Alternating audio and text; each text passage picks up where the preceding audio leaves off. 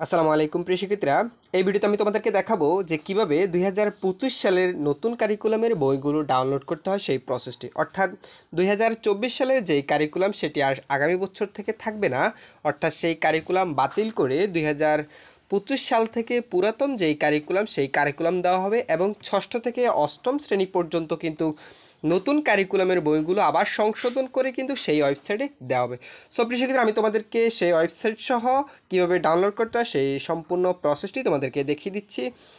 প্রিয় শিক্ষার্থীরা, তার পূর্বে তোমাদের সবার প্রতি একটা রিকোয়েস্ট থাকবে, তোমরা যারা আনন্দ স্টাডি এই চ্যানেলটি এখন পর্যন্ত সাবস্ক্রাইব করেনি প্লিজ সাবস্ক্রাইব করে দিও, আর যারা করেছো তাদেরকে অসংখ্য ধন্যবাদ। তো এক্ষেত্রে তোমাদেরকে জাতীয় শিক্ষাক্রম পাঠ্যপুস্তক বোর্ড এই ওয়েবসাইটে যেতে হবে, এনসিটিপির এই ওয়েবসাইটে যেতে হবে। তারপর সেখানে মেনু নির্বাচন করুন, এখান থেকে পাঠ্যপুস্তক, এই যে আমি তোমাদেরকে যদি দেখাই, এই যে মেনু নির্বাচন এই অপশানে ক্লিক করলে এই যে পাঠ্যপুস্তক এই অপশান শো করবে, সরি এটা না, পাঠ্যপুস্তক এই যে এই অপশানটি শো করবে। দেন তুমি এখানে ক্লিক করার সাথে সাথেই তোমার এখানে বইগুলো শো করবে, কি মাধ্যমিক পর্যায়ের বই নিতে চাও নাকি উচ্চ মাধ্যমিক বা কোন সালের সেই বইগুলো। তো এটা 24 সাল, এখানে বিগত সবগুলো সালের বই দেওয়া আছে। 25 সালের বইগুলো তোমরা এই জায়গাতে পেয়ে যাবা, ঠিক আছে, এই জায়গাতে পেয়ে যাবা। তখন তোমরা 25 সালের বইগুলো এখান থেকে ডাউনলোড করতে পারবা। ধরো আমি 2024 সালের বইগুলো বা 2023 সালের যে কোনো বই ডাউনলোড করতে চাই, তাহলে জাস্ট এখানে সাল বরাবর ক্লিক করবো। তাহলে আমি 2023 সালটা দেখাই দিচ্ছি।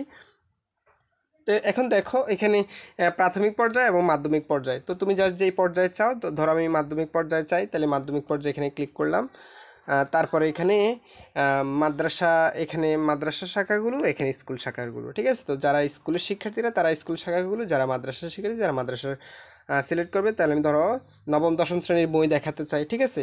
তুমি যে কোনো ক্লাসের বই এখান থেকে ডাউনলোড করতে পারবে এই ওয়েবসাইট থেকে। এখানে নবম দশম শ্রেণীর এই যে সবগুলো বই, তুমি এই বইগুলো ডাউনলোড করতে হলে তোমাকে এই যে পিডিএফ অপশন দেখতে পাচ্ছ, এই পিডিএফ অপশনে ক্লিক করলে এগুলো ডাউনলোড হয়ে যাবে, ঠিক আছে। তো এই ছিল সম্পূর্ণ প্রসেসটি। তোমাদের কোনো কিছু জানার থাকলে অবশ্যই কমেন্ট করে জানাতে পারো, আর এই ভিডিওতে অবশ্যই একটা লাইক করে দিবা। ধন্যবাদ সবাইকে।